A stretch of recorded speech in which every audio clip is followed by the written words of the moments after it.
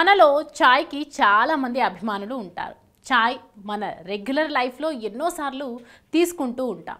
ఉదయం లేవగానే బ్రేక్ఫాస్ట్ తర్వాత, మధ్యాహ్నం భోజనం తర్వాత, సాయంత్రం నైట్ నిద్ర పట్టకపోతే ఇలా చాయ్ తాగడం చాలామంది జీవితంలో ఒక భాగం అయిపోయింది. కానీ టీ కాఫీలు తాగడం వల్ల కలిగే ప్రయోజనాలు ఎన్ని ఉన్నాయో అతిగా తాగడం వల్ల కూడా కలిగే నష్టాలు చాలానే ఉన్నాయని పరిశోధకులు చెప్తున్నారు.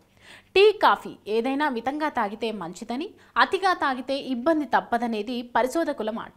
ఇక అసలు విషయానికి వస్తే టీ కాఫీ రెండింటిలోనూ కెఫిన్ అనే ఒక రసాయనం ఉంటుంది.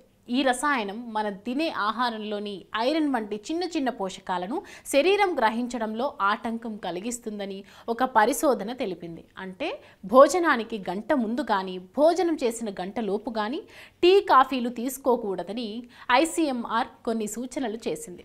కాఫీ, టీ భోజనానికి గంట ముందు లేదా భోజనం తర్వాత గంటలోపు తీసుకుంటే ఆహారం నుంచి మనకు లభించిన పోషకాలు శరీరానికి సరిగ్గా అందవు అని వారి పరిశోధనలో తేలింది. మరో ఇంట్రెస్టింగ్ అంశం ఏంటంటే ICMR సూచనల మేరకు బ్లాక్ టీ, గ్రీన్ టీ ఏదైనా సరే వాటిలో థియోబ్రోమైన్, థియోఫిలిన్, కెఫిన్ లాంటి రసాయనాలు ఉంటాయి.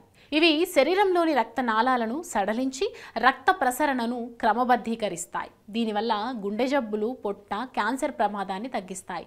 కానీ పాలలో టీ, కాఫీలు కలిపితే టీ లేదా కాఫీ లేదా పాల వల్ల కలిగే ప్రయోజనాలు మనకు పూర్తి స్థాయిలో అందవు అని పరిశోధకులు చెప్తున్నారు.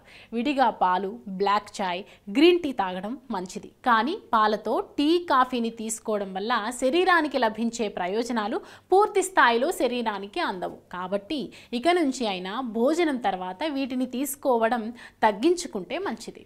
ఆధునిక జీవితం, అనారోగ్య సమస్యలు ప్రతి ఒక్కరికి ఏదో ఒక తెలియని సమస్య. చిన్న చిన్న చిట్కాలతో మంచి ఆరోగ్యాన్ని మీ సొంతం చేసుకుందాం అనుకుంటున్నారా?